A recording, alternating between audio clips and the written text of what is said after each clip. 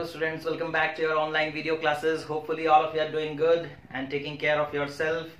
Okay, तो बच्चों आज हम लोग that is MPS Mechanical Properties of Solids उस चैप्टर के बारे में डिस्कशन करेंगे, है ना। और बहुत ही इंपॉर्टेंट डिस्कशन आज होने वाला है तो पूरे वीडियो को ध्यान से देखें और कंसेप्ट को समझें, ठीक है। हम लोग बच्चों स्ट्रेस और स्ट्रेन ये पढ़ चुके हैं, है ना। स्ट्रेस क्या होता था, that is the force per unit area, ठीक है।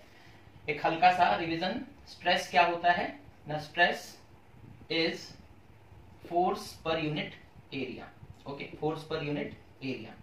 और स्ट्रेन क्या होता था, स्ट्रेन क्या होता था, स्ट्रेन होता है बच्चों that is the change in dimension, okay, change in dimension divided by original dimension, divided by original dimension, okay. जैसे कि सपोज कर लो हम लोग बात करते थे स्ट्रेस तीन तरह का है ना। एक है longitudinal stress, okay, longitudinal stress मतलब सपोज कर लो आपके पास एक वायर है, ठीक है, एक सिलेंड्रिकल वायर है और इस सिलेंड्रिकल वायर को हमने सपोज यहां से फिक्स कर रखा है, ठीक है। और यहां पर इसका एरिया ऑफ क्रॉस सेक्शन, ठीक है, area of cross section suppose कर लो ए है। यहां पर हमने एक फोर्स लगाया, ठीक है, एफ अमाउंट का, तो अंदर भी एक फोर्स क्रिएट होगा एफ अमाउंट का, जिसे रीस्टोरिंग फोर्स कहेंगे, और ये एक्सटर्नल फोर्स हो गया, है ना। तो स्ट्रेस क्या होता है ना, कितना फोर्स डेवलप हो रहा है, अंदर में कितना फोर्स डेवलप हो रहा है पर यूनिट एरिया, है ना। तो that is force restoring divided by area. But हम लोग कहते थे कि इक्विलिब्रियम कंडीशन में रीस्टोरिंग फोर्स और एक्सटर्नल फोर्स इक्वल होते हैं, तो यहाँ पर हम लोग लिख देते थे एफ ई बाई एरिया, ठीक है। तो इस तरीके से हम लोग लॉन्गिट्यूडिनल स्ट्रेस निकाल सकते थे, है ना।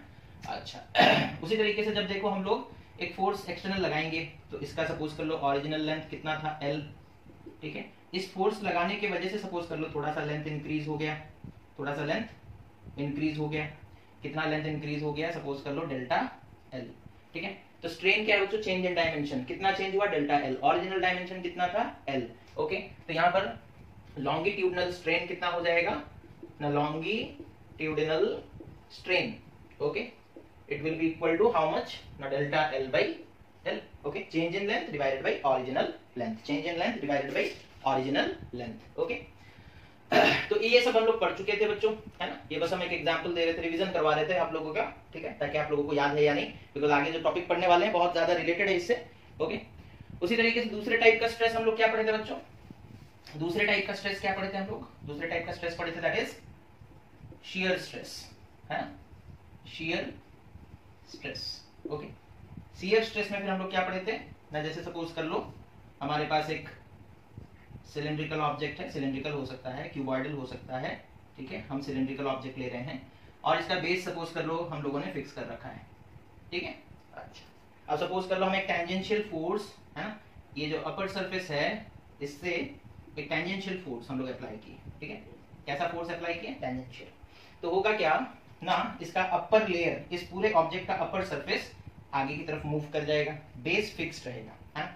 तो after the force has been applied, what will happen ना, what will happen, this upper surface will get displaced. Suppose कर लो अपर सरफेस यहां पहुंच गया, ठीक है, तो इतना डिस्प्लेसमेंट हो गया। इस डिस्प्लेसमेंट को सपोज हम बोलते हैं कितना, क्या है ना, डेल्टा एक्स, और ये सपोज कर लो लेंथ था सिलेंडर का दैट इज L, ओके। तो यहाँ पे स्ट्रेस क्या हो जाएगा बच्चों, यहाँ पर स्ट्रेस हो जाएगा दैट इज शियर स्ट्रेस उसे बोलेंगे, है ना, शियर स्ट्रेस, ओके। और शियर स्ट्रेस कैसे निकालेंगे ना, फोर्स अपॉन, यहाँ पर भी फॉर्मूला सेम रहेगा, फोर्स अपॉन एरिया, ठीक है। जिस एरिया पर वो टेंजेंशियल फोर्स तुमने लगाया है उस एरिया को डिवाइड कर देना है ना। तो स्ट्रेस का फॉर्मूला हमेशा फोर्स बाई एरिया ही रहता है, चाहे लॉन्गिट्यूडिनल स्ट्रेस हो तो भी हम लिखेंगे फोर्स बाई एरिया, है ना, चाहे शियर स्ट्रेस हो तब भी हम लिखेंगे फोर्स बाई एरिया, है ना।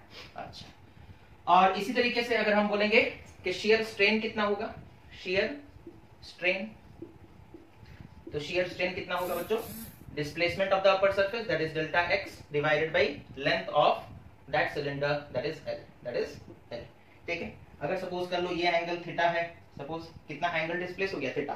तो देखो इस ट्राइंगल में, है ना, इस ट्राइंगल में ये 90 डिग्री, ओके। तो क्या हम लिख सकते हैं tan theta is equals to delta x by L, है ना। tan थीटा क्या होता है बच्चों, परपेंडिकुलर बाई हाइपोटेनस। इस ट्रायंगल को देखो, है ना, इस ट्रायंगल को देखो, this is the perpendicular, this is the hypotenuse, sorry perpendicular by base, this is the perpendicular, this is the base, है ना, तो tan theta will be delta x by l। अच्छा, और shear strain भी क्या आया है, delta x by l, so I can write that shear strain is nothing but tan theta, it is nothing but tan theta, okay। अच्छा, उसके बाद एक चीज हम लोग और भी पढ़े थे, if theta is very small, that is less than 10 degree, okay, then tan theta is equals to theta in radian, okay। मतलब क्या था, मतलब जैसे सपोज कर लो tan 5 डिग्री आप निकालते हो, tan 5 डिग्री का एक वैल्यू होगा बच्चों, सपोज कर लो x, है ना, या फिर a, कुछ भी बोल लो, x हम लोग एक ऑलरेडी वेरिएबल ले चुके हैं। tan 5 डिग्री आप निकालोगे, जैसे tan निकालते हो कितना, tan 45 डिग्री, है ना, तो उसका एक पर्टिकुलर वैल्यू आता है ना, उसका एक पर्टिकुलर वैल्यू आता है। उसी तरीके से tan 5 डिग्री का भी एक पर्टिकुलर वैल्यू होगा। तो वो कहता है कि tan theta is equals to theta in radian, मतलब वो कहता है 5 डिग्री इन रेडियन निकालोगे, 5 डिग्री इन रेडियन, तो भी वैल्यू a के आसपास ही आएगा, है ना। तो ये था बच्चों शियर स्ट्रेन, है ना, ये क्या था, शियर स्ट्रेन, ओके। अच्छा, फिर उसके बाद था bulk, volumetric stress and volumetric strain, और volume stress and volume strain, ठीक है। तो वो क्या था उसके बारे में भी थोड़ा सा बता देते हैं, that is volume stress. Volume stress क्या होता है बच्चों, जैसे सपोज कर लो एक ऑब्जेक्ट है, ठीक है, जिसका ओरिजिनल वॉल्यूम v है, सपोज कर लो, है ना, और चारों तरफ से सपोज कर लो फोर्स लगा, है ना, चारों तरफ से सपोज कर लो फोर्स लगा, फोर्स चारों तरफ से लग रहा है, ठीक है, इधर फोर्स, इधर F, ठीक है, चारों तरफ से फोर्स लग रहा है, ओके। अब इस फोर्स लगने की वजह से क्या होगा, इसका वॉल्यूम घटेगा, सपोज कर लो वॉल्यूम घटकर इतना हो गया है ना, वॉल्यूम घटकर इतना हो गया, सपोज नया वॉल्यूम कितना है v डैश, ओके। तो there is a change in volume, पहले वॉल्यूम ज्यादा था, बाद में वो क्या हो गया, कॉन्ट्रैक्ट हो गया, यानी कि कंप्रेस्ड हो गया और वॉल्यूम घट गया, तो there is a change in volume, okay. जहां पर हम लोग बोल सकते हैं change in volume is equals to final volume minus initial volume. अच्छा देखो, फाइनल वॉल्यूम कम है, इनिशियल वॉल्यूम ज्यादा है, तो delta we will be negative, है ना, क्वांटिटी, ठीक है, नेगेटिव क्वांटिटी, ठीक है, क्योंकि पहले जो वॉल्यूम था बच्चों वो ज्यादा था, फोर्स लग गया तो उसका वॉल्यूम घट गया, तो फाइनल वॉल्यूम कम है। अच्छा, छोटे नंबर से बड़े नंबर को माइनस करेंगे तो नेगेटिव आएगा ना रिजल्ट। जैसे सपोज कर लो पहले वॉल्यूम था, सपोज कर लो v था 50 सेंटीमीटर क्यूब, बाद में सपोज कर लो v डैश, यानी कि फोर्स लगने के बाद वॉल्यूम हो गया 30 सेंटीमीटर क्यूब। अब हम बोलेंगे change in volume, that is final volume minus initial volume, तो ये हो जाएगा 30 minus 50 centimetre cube, okay, which is equals to minus 20 centimetre cube. तो डेल्टा वी का वैल्यू जो है वो नेगेटिव आता है, ठीक है, इस चीज को ध्यान में रखोगे, है ना। अच्छा, अब यहाँ देखो हम लोग बोलेंगे, तो ये चीज सारा समझ में आ गया आप लोगों को, हम लोग फोर्स लगाए, वॉल्यूम घटा, है ना, और हम लोग देखे कि चेंज इन वॉल्यूम नेगेटिव आया, ठीक है, और ये जो मतलब सपोज कर लो एक स्फीयर था, तो स्फीयर का एक एरिया भी होगा, है ना, तो यहाँ पर वॉल्यूम स्ट्रेस कैसे निकालेंगे, ना force divided by area, simple. हम बोले स्ट्रेस जहां पर भी आएगा फोर्स बाई एरिया करना है, कितना फोर्स लगा उस स्फीयर पे और कितने एरिया पे लगा, कितने एरिया पे लगा, बस वही निकालना है। उसके बाद उसी तरीके से वॉल्यूम स्ट्रेन आएगा, वॉल्यूम स्ट्रेन, वॉल्यूम स्ट्रेन क्या हो जाएगा, that is change in length, it will be equal to change in length, that is delta V divided by original volume, और बाहर में एक माइनस लगा देंगे बच्चों, क्यों लगाएंगे, बिकॉज डेल्टा वी खुद नेगेटिव है, डेल्टा वी खुद नेगेटिव है, तो और एक नेगेटिव मल्टीप्लाई कर देंगे तो ओवरऑल रिजल्ट पॉजिटिव आ जाएगा। ओवरऑल रिजल्ट कैसा आएगा, पॉजिटिव, हमें एक पॉजिटिव रिजल्ट चाहिए, ठीक है। तो ये सब हम लोग पढ़ चुके थे अपने लास्ट क्लासेस में, ठीक है। तो आज हम लोग स्टार्ट करेंगे अपना नया topic, that is elastic limit से स्टार्ट करेंगे। कहां से स्टार्ट करेंगे, इलास्टिक लिमिट, ओके, ठीक है बच्चों। तो इलास्टिक लिमिट से हम लोग स्टार्ट करेंगे, इलास्टिक लिमिट, ओके। देखो जैसे सपोज कर लो हमारे पास एक स्प्रिंग है बच्चों, ठीक है, ओके, हमारे पास सपोज कर लो एक स्प्रिंग है, हमने इस स्प्रिंग को पकड़कर खींचा एक फोर्स के साथ F, ये खींचता हुआ चला जाएगा, है ना। सपोज कर लो हमने उसे इस तरीके से इतना खींचकर छोड़ दिया, ठीक है। तो अब देखो हमने फोर्स लगाया है, यानी कि स्ट्रेस अप्लाई किया गया, और लेंथ चेंज हो गया, यानी कि स्ट्रेन प्रोड्यूस हो गया, है ना। फोर्स लगाया मतलब हमने क्या दिया, स्ट्रेस, लेंथ चेंज हो गया मतलब क्या प्रोड्यूस हो गया, स्ट्रेन, ओके। अच्छा ठीक है, यहां पर सपोज कर लो हमने फोर्स को हटा दिया, इस फोर्स को रिमूव कर दिया, ठीक है। रिमूव करने पर हम देखें कि ये स्प्रिंग वापस से अपने ओरिजिनल शेप में लौट गया है ना। हम यहाँ पर फोर्स लगाए, स्प्रिंग को थोड़ा खींचे, फिर छोड़ दिए, और हम देखें स्प्रिंग वापस अपने ओरिजिनल शेप में लौट गया, ठीक है। दैट मीन्स अभी तक स्प्रिंग के पास इलास्टिसिटी वाला बिहेवियर है, ठीक है। फिर से सुनो, हमने क्या किया, एक स्प्रिंग था, उसके ऊपर एक फोर्स लगाया, उसे खींचा और छोड़ दिया। छोड़ने पर हम ये देखे कि वो स्प्रिंग वापस से अपने ओरिजिनल शेप में वापस चला गया, है ना। ऐसा नहीं कि ऑल ऑफ ए सडन आ जाएगा, स्प्रिंग ऊपर आएगा, थोड़ा वाइब्रेशन ऑसिलेशन होगा, फिर फाइनली वो रुकेगा और अपने ओरिजिनल शेप में लौट जाएगा। तो दैट मीन्स अभी भी उसके पास इलास्टिसिटी वाला बिहेवियर है, ठीक है, इलास्टिसिटी वाला बिहेवियर है। बट अगर सपोज कर लो बच्चों हमने क्या किया, उसी स्प्रिंग को इस तरीके से बहुत ज्यादा खींच दिया, ठीक है, बहुत ज्यादा डिफॉर्मिंग फोर्स लगा दिया, अब हम उसे छोड़ रहे हैं तो वापस वो अपने ओरिजिनल शेप में नहीं जा रहा है। It is not regaining its original shape and size even after the removal of deforming force. हमने फोर्स हटा दिया है ना, हम बहुत ज्यादा खींच दिए स्प्रिंग को और उसके बाद फोर्स हटा दिए, तो अब हम देख रहे हैं कि the body is not regaining its original shape and size, है ना। तो पता ये चला कि जो अब इसके पास इलास्टिसिटी वाला बिहेवियर, इलास्टिसिटी वाला प्रॉपर्टी नहीं बचा, है ना।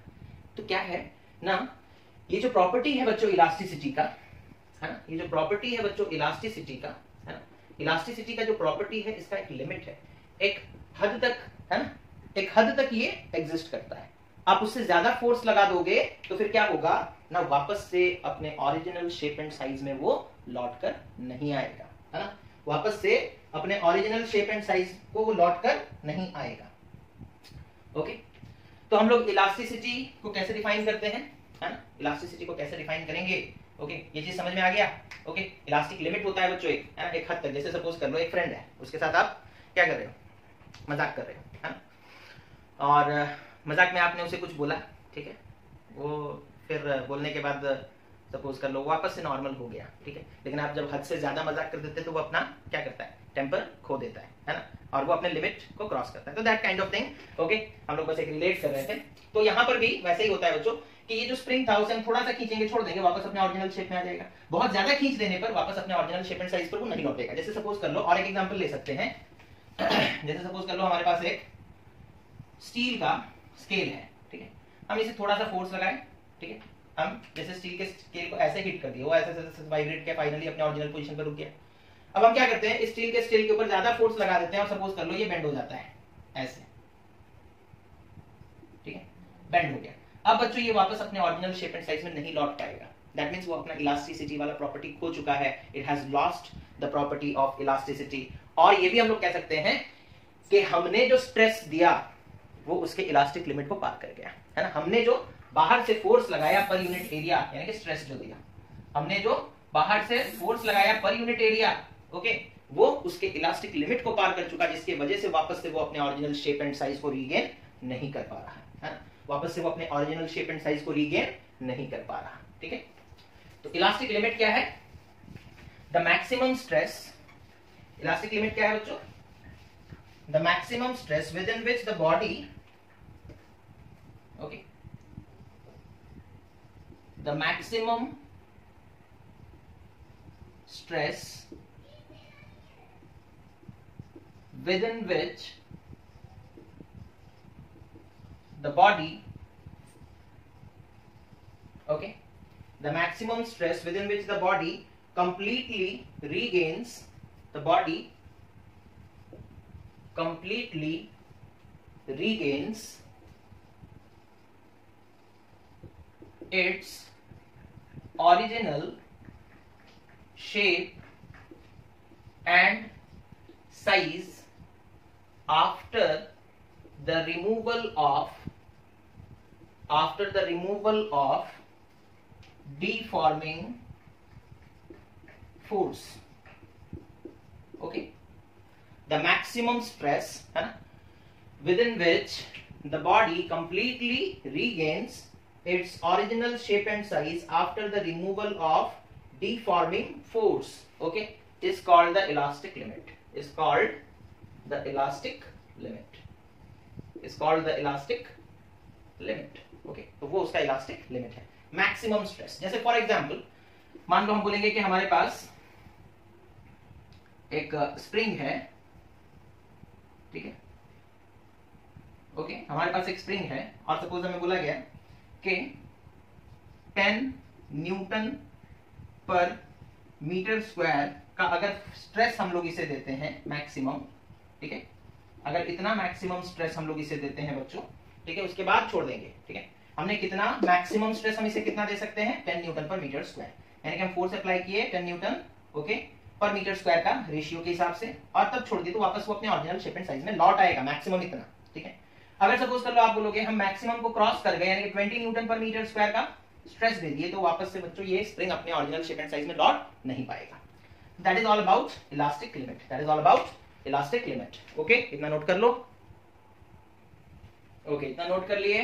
अब उसके बाद आते हैं एक एग्जाम्पल और एक लॉ को समझने का कोशिश करते हैं, ठीक है। तो देखो बच्चों लॉ क्या है, दैट इज हुक्स लॉ।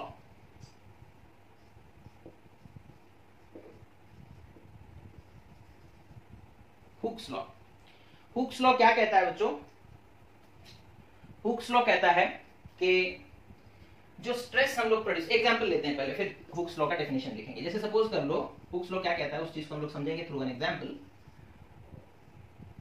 जैसे सपोज कर लो वो कहता है कि सपोज कर लो हमारे पास एक वायर है बच्चों, जिसे हमने फिक्स कर रखा है, जिसे हमने क्या कर रखा है, फिक्स कर रखा है इस तरीके से, ठीक है, सिलेंड्रिकल वायर है, ओके। इस सिलेंड्रिकल वायर का सपोज एरिया कितना है ना ए, ठीक है, इसका लेंथ कितना है सपोज कर लो एल, ओके, अच्छा, या फिर एरिया का भी कुछ वैल्यू ले लेते हैं, ठीक है, लेंथ का भी कुछ वैल्यू ले लेते हैं, एग्जांपल ले रहे हैं तो वैल्यूज ले लेते हैं, ओके। जैसे सपोज कर लो एरिया कितना है ना 50 सेंटीमीटर स्क्वायर, लेंथ कितना है सपोज कर लो 2 मीटर, ओके, अच्छा। अब हमने क्या किया ना, इधर एक फोर्स लगाया, हमने क्या किया, इधर एक फोर्स लगाया सपोज कर लो 100 न्यूटन, ठीक है। जब हम यहाँ पर एक फोर्स लगाएंगे बच्चों तो इसका लेंथ इंक्रीज होगा, है ना, जब एक फोर्स लगाएंगे तो इसका लेंथ इंक्रीज हो जाएगा, ठीक है। लेंथ कितना इंक्रीज होता है ना, सपोज कर लो लेंथ इंक्रीज हो गया 1 सेंटीमीटर, ठीक है, या फिर 2 सेंटीमीटर ले लेते हैं, ठीक है, 2 centimetre, okay.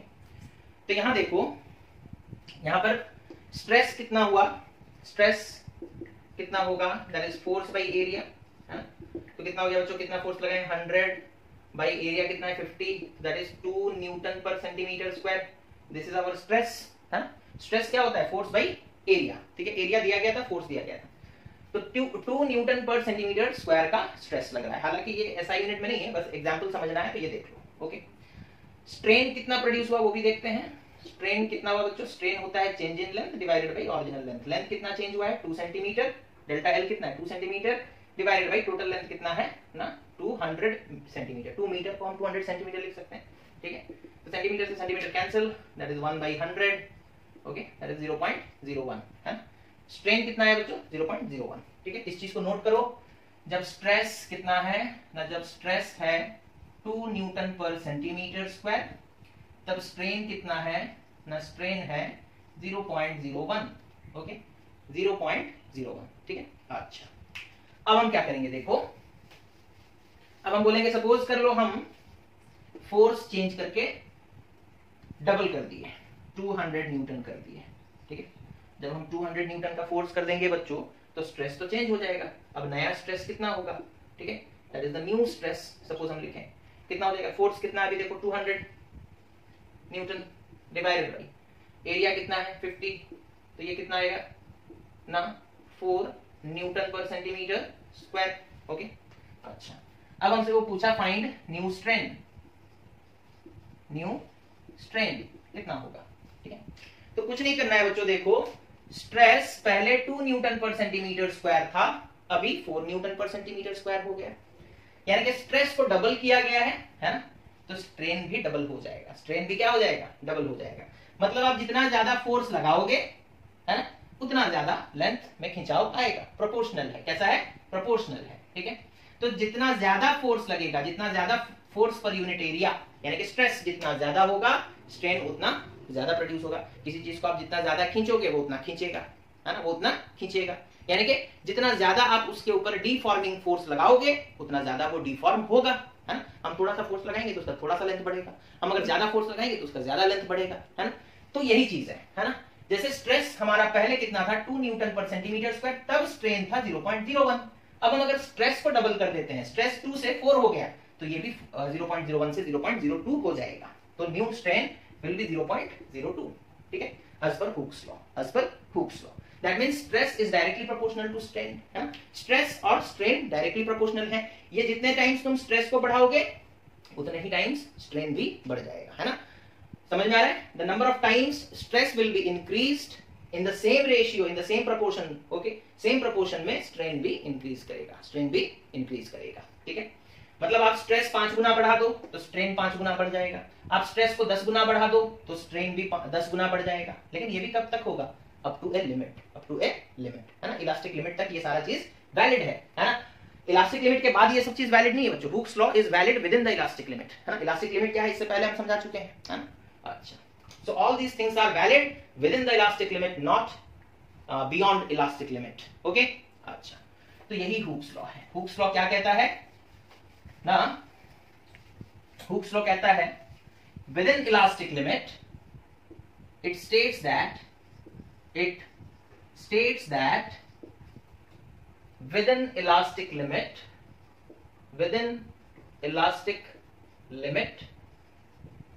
stress is directly proportional to strain, stress is directly proportional to strain, ठीक है। ये सब इलास्टिक लिमिट के अंदर है ना। हुक्स लॉ क्या कहता है? Within elastic limit stress is directly proportional to strain, है ना। Stress is directly proportional to strain, okay. अच्छा, तो यहां पर हम लोग लिखते हैं stress is directly proportional to strain, okay. तो हम स्ट्रेस और स्ट्रेन के बीच में देखो प्रोपोर्शन वाला रिलेशन है बच्चों। जैसे हम बोलेंगे 20 इज प्रोपोर्शनल टू 5, है ना। 25 मतलब 5 जो है वो 20 का एक फैक्टर है, ओके। इसका मतलब यही होता है, ठीक है। 20 is proportional to 5 means 5 is the factor of 20। अब इसे इक्वल करने के लिए हम क्या करते हैं? 20 इज इक्वल टू 4 into 5, हम एक कांस्टेंट मल्टीप्लाई करते हैं। क्या करते हैं? एक कांस्टेंट मल्टीप्लाई करते हैं। 20 is proportional to 5, okay. So 20 is equal to 4 into 5, तो एक कांस्टेंट मल्टीप्लाई की, ठीक है। अच्छा, तब दोनों बराबर हो गए। अभी तक प्रोपोर्शनल थे, अब क्या हो गए? बराबर, है। तो कांस्टेंट मल्टीप्लाई कर देने से दोनों बराबर हो जाते हैं। Proportion will become equation, proportion will become equation, okay. तो stress is directly proportional to strain, और I can say that stress is equal to a constant into strain, ठीक है। समझ में आ रहा है? जैसे यहां पर हम लोग लिखे थे बच्चों 20 is proportional to 5, afterwards what I have written 20 is equal to 4 into 5, ठीक है। तो प्रोपोर्शन से इक्वेशन बनाने के लिए एक कांस्टेंट मल्टीप्लाई करना पड़ता है, ठीक है। उसी तरीके से बच्चों stress is directly proportional to strain, so stress is equal to proportion से इक्वेशन बनाए तो एक कांस्टेंट यहां पर भी हम लोग मल्टीप्लाई किए। कांस्टेंट कितना होगा वो हमें नहीं पता, बट कांस्टेंट मल्टीप्लाई तो होगा, ये आइडिया हमें है, ठीक है। तो stress is equals to constant into strain, okay. और आई कैन से दैट इस स्ट्रेन को इधर ले आओ बच्चों, that implies stress upon strain is equals to constant, okay, is equals to constant for a given material, for a given material, ये याद रखोगे, for a given material, है ना, its value is constant। मतलब कॉपर का stress by strain का ratio एक constant होगा, एल्यूमिनियम का स्ट्रेस बाय स्ट्रेन का रेशियो एक कांस्टेंट होगा, है ना। और वो कांस्टेंट अलग अलग मटेरियल में डिफर कर सकता है ना, अलग अलग मटेरियल में डिफर कर सकता है। जैसे सपोज कर लो कि हमें दिया है एल्यूमिनियम का कितना है 2 into 10 to the power 11 Newton पर मीटर स्क्वायर, ओके। और सपोज कॉपर, हम एग्जांपल दे रहे हैं, एग्जैक्ट वैल्यू नहीं, सपोज कॉपर का दिया है कि स्ट्रेस बाय स्ट्रेन का रेशियो कितना आ रहा है, सपोज कर लो 1.8 into 10 to the power 11 Newton पर मीटर स्क्वायर, ओके। तो ये मटेरियल पे डिपेंड करता है, एल्यूमिनियम का डिफरेंट होगा, कॉपर का डिफरेंट होगा, गोल्ड का डिफरेंट होगा, सबका डिफरेंट होगा, ओके।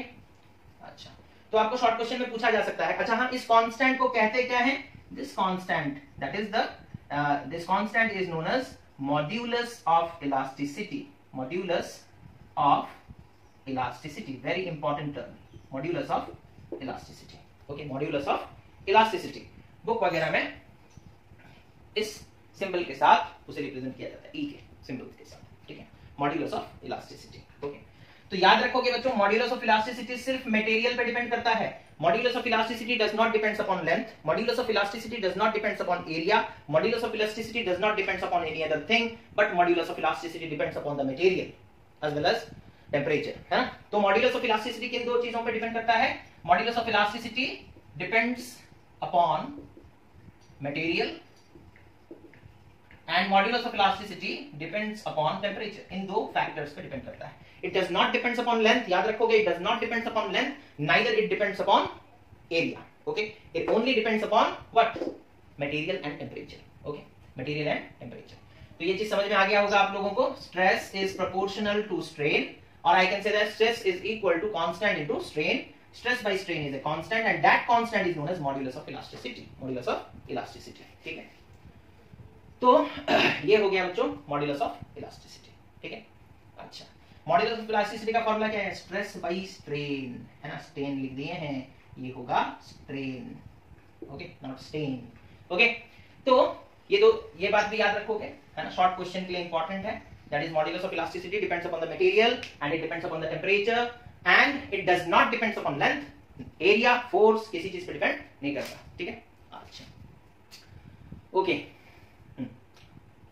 आगे बढ़ते हैं. इतना चीज नोट कर लो पहले. ओके, तो ये हो गया बच्चों हुक्स लॉ और मॉड्यूलस ऑफ इलास्टिसिटी, है ना. Modulus of elasticity. ठीक है. तो हम लोग यहाँ पर फॉर्मूला लिख लेते हैं. मॉड्यूलस ऑफ इलास्टिसिटी का फॉर्मूला क्या है ना? Modulus of elasticity, okay, modulus of elasticity, okay, modulus of elasticity is equals to stress divided by strain, है ना. ये फॉर्मूला अभी हम लोग देखें. ठीक है. अच्छा, थोड़ा याद करो, स्ट्रेस कितने प्रकार के हैं? स्ट्रेस 3 प्रकार के हैं. लॉन्गिट्यूडनल स्ट्रेस, उसके बाद है शियर स्ट्रेस, उसके बाद है वॉल्यूम स्ट्रेस. उसी तरीके से स्ट्रेन कितने प्रकार के हैं? एक है लॉन्गिट्यूडनल स्ट्रेन, है ना, और एक है शियर स्ट्रेन, ओके, और एक है volume strain. Okay, volume strain. Okay, हम लोग ये 3 वैरायटी के बारे में पढ़ चुके हैं बच्चों. ठीक है. स्ट्रेस हम लोग पढ़े थे, लॉन्गिट्यूडनल स्ट्रेस होता है, शियर स्ट्रेस होता है, वॉल्यूम स्ट्रेस होता है. स्ट्रेन हम लोग पढ़े थे, लॉन्गिट्यूडनल स्ट्रेन होता है, शियर स्ट्रेन होता है, वॉल्यूम स्ट्रेन होता है. तो अगर हम longitudinal strain divided by longitudinal stress divided by longitudinal strain करेंगे तो हमें जो मॉड्यूलस ऑफ इलास्टिसिटी मिलेगा वो लॉन्गिट्यूडनल मॉड्यूलस ऑफ इलास्टिसिटी मिलेगा, है ना. ओके, देखो पहला, अगर हम longitudinal stress divided by longitudinal strain किए तो हमें कौन सा मॉड्यूलस ऑफ इलास्टिसिटी मिलेगा ना? Longitudinal modulus of elasticity. Longitudinal modulus of elasticity. ठीक है, लॉन्गिट्यूडिनल मॉड्यूलस ऑफ इलास्टिसिटी. ठीक है. और बच्चों इसे longitudinal modulus of elasticity is very well known as by the name that is Young's modulus of elasticity. Young's modulus of elasticity. Okay, तो longitudinal modulus of elasticity को क्या कहा जाता है बच्चों? Young's modulus of elasticity. Symbol क्या है? That is gamma. Okay, the symbol is gamma. Okay, gamma एक सिंबल है, पता होगा आप लोगों को. तो गामा से उसे रिप्रेजेंट किया जाता है ना. गामा से रिप्रेजेंट किया जाता है. तो gamma is equals to longitudinal stress by longitudinal strain. अच्छा, अब लॉन्गिट्यूडनल स्ट्रेस का फॉर्मूला क्या था? लॉन्गिट्यूडनल स्ट्रेस क्या होता है बच्चों? फोर्स बाय एरिया, है ना, डिवाइडेड बाय लॉन्गिट्यूडनल स्ट्रेन क्या होता है? Change in length by original length, है ना, change in length by original length. तो ये फाइनल फॉर्मूला क्या आएगा? देखो, gamma will be equal to, ये एरिया नीचे जाएगा, ये एल ऊपर आ जाएगा, तो F into L divided by A into delta L. ठीक है, this is the formula of Young's modulus of elasticity. Young's modulus of elasticity will be equal to force into length divided by area into change in length divided by area into change in length. Okay, तो ये चीज समझ में आ गया.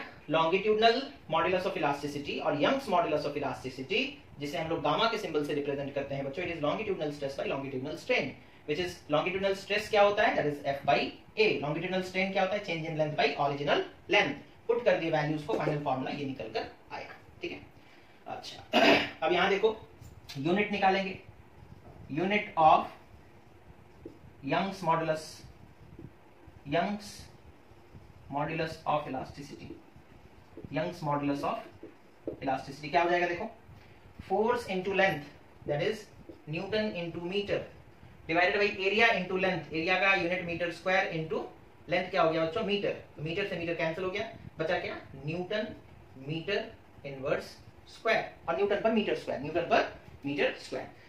तो Young's modulus of elasticity का unit हो गया न्यूटन पर मीटर स्क्वायर, न्यूटन पर मीटर स्क्वायर। समझ में आ गया। तो जितने प्रकार के स्ट्रेस उतने प्रकार के स्ट्रेन और उतने ही प्रकार के मॉडुलस ऑफ इलास्टिसिटी होंगे, है ना। जब हम किसी का लेंथ चेंज करेंगे तो लॉन्गिट्यूडनल स्ट्रेस अप्लाई होगा और जो स्ट्रेन प्रोड्यूस होगा उसे लॉन्गिट्यूडनल स्ट्रेन कहेंगे।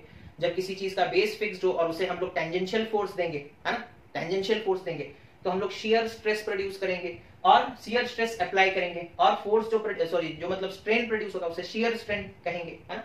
तो उसका मॉड्यूलस भी क्या कहलाएगा, शियर मॉड्यूलस ऑफ इलास्टिसिटी, और जिसे मॉड्यूलस ऑफ रिजिडिटी भी कहा जाता है, मॉड्यूलस ऑफ रिजिडिटी। तो सबसे पहले लॉन्गिट्यूडनल मॉड्यूलस ऑफ इलास्टिसिटी और यंग्स मॉड्यूलस ऑफ इलास्टिसिटी आप लोग को समझ में आया या नहीं, ये चीज देख लें, ठीक है।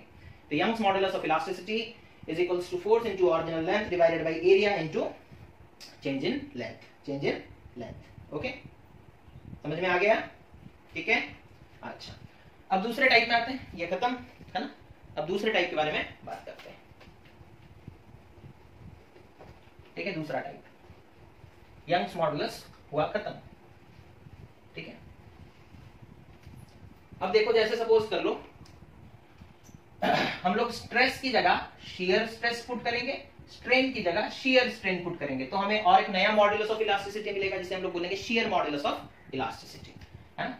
तो जो दूसरा टाइप है बच्चों that is shear modulus of elasticity, okay, shear modulus of elasticity, and it is also known as modulus of rigidity, modulus of rigidity।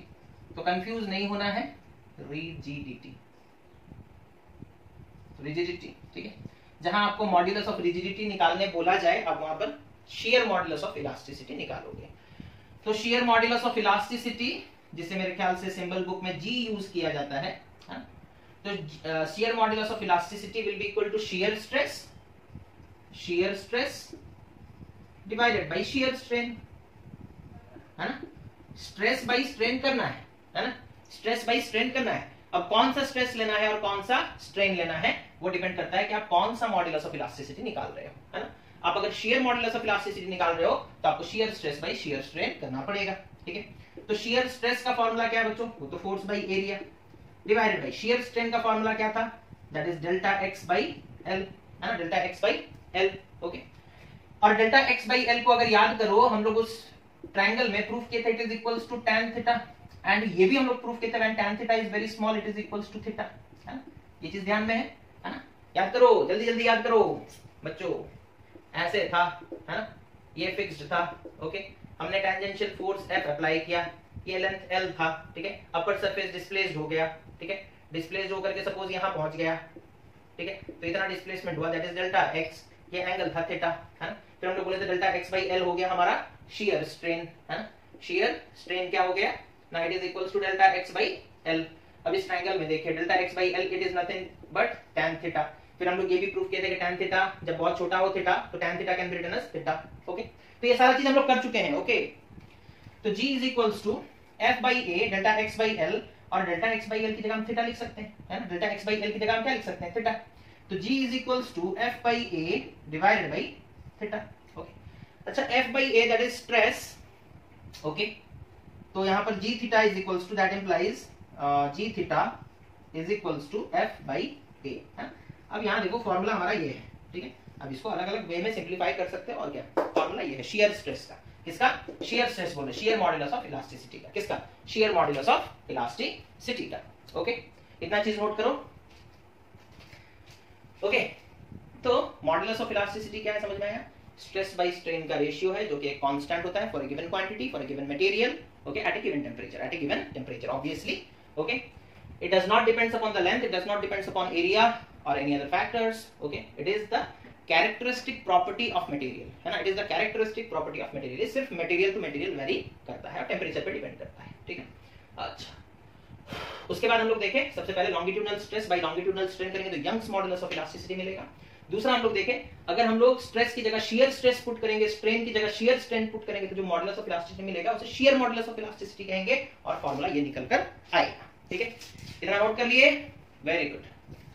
अब उसके बाद ये देखो क्या मिटा दिया हमने, स्ट्रेस बाई स्ट्रेन, ओके. अब सपोज कर लो बच्चों हम स्ट्रेस की जगह पुट करेंगे वॉल्यूम स्ट्रेस. क्या पुट करेंगे? Volume stress. और स्ट्रेन की जगह पुट करेंगे वॉल्यूम स्ट्रेन. तो हमें क्या मिलेगा? हमें मिलेगा it will give us what? Volume modulus of elasticity, volume modulus of elasticity. But याद रखो वॉल्यूम मॉड्यूलस ऑफ इलास्टिसिटी ऐसा हम लोग बहुत रेयरली कहते हैं. हम लोग जनरली क्या कहते हैं? Bulk modulus. मतलब सेम है, नाम अलग है, ठीक है. बल्क मॉड्यूलस ऑफ इलास्टिसिटी के नाम से ये ज्यादा एड्रेस किया जाता है, that is elasticity, okay. Bulk modulus of elasticity, symbol B use किया जाता है, कहीं कहीं पर के यूज किया जाता है, ठीक है. बी सिंबल यूज किया जाता है बच्चों या फिर के सिंबल यूज किया जाता है. लॉन्गिट्यूडनल मॉड्यूलस ऑफ इलास्टिसिटी के लिए गामा सिंबल यूज किया जाता है, यंग्स मॉड्यूलस ऑफ इलास्टिसिटी, इसे कहते हैं बल्क मॉड्यूलस ऑफ इलास्टिसिटी. तो जो तीसरा है बच्चों that is bulk modulus of elasticity, that is K और somewhere it is also mentioned as B. तो बल्क मॉड्यूलस ऑफ इलास्टिसिटी क्या हो जाएगा ना? It will be equal to volume stress upon volume strain, ठीक है. अच्छा, तो K is equals to volume stress क्या होता है बच्चों? That is force by area, stress force by area ही होगा. और वॉल्यूम स्ट्रेन का फॉर्मूला क्या है? That is minus delta V by V. Minus क्यों था याद है? पढ़ाया गया था स्टार्टिंग में. माइनस क्यों किया गया? Because delta V itself is negative, है ना. तो नेगेटिव इंटू नेगेटिव पॉजिटिव हो जाएगा and we wanted that our result should come in positive, that is why we are doing all these kind of things, okay. अच्छा, तो यहां पर formula आ गया K is equals to, इसे simplify कर देते थोड़ा. K that is a bulk modulus, है ना. K will be equal to F by A into ये आ गया V ऊपर divided by into delta V और यहाँ एक सिंबल रख देते हैं माइनस का, ठीक है. So this is the formula, okay. Bulk modulus of elasticity का फॉर्मूला ये है, ठीक है. और इसका भी यूनिट देखोगे बच्चों तो वही न्यूटन पर मीटर स्क्वायर आएगा, न्यूटन पर मीटर स्क्वायर. Because why? ऊपर एक वॉल्यूम नीचे एक वॉल्यूम, इनका तो कोई मतलब नहीं, ये यूनिट लेस हो गए. फिर ऊपर देखो फोर्स, नीचे एरिया, तो force by area is Newton पर मीटर स्क्वायर, ओके. समझ में आ गया bulk modulus of elasticity, okay. Note कर लो इतना,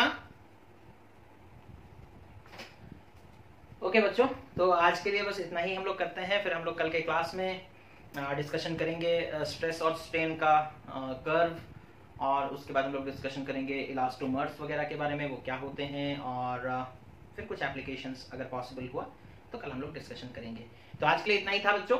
अच्छे से वीडियो को देखें और समझने का कोशिश करें. अगर कोई चीज़ आप भूल रहे हैं तो बुक को फॉलो करें, ठीक है. और इससे रिलेटेड जो भी न्यूमेरिकल्स हैं या फिर क्वेश्चंस वगैरह हैं अपने बुक को फॉलो करके देखें कि क्या न्यूमेरिकल्स इससे बन पाएंगे, ठीक है. कुछ न्यूमेरिकल्स अगर पॉसिबल होगा तो हम भी आप लोगों को भेजेंगे, कुछ क्वेश्चंस भी भेज सकते हैं. Thank you for watching, have a nice day.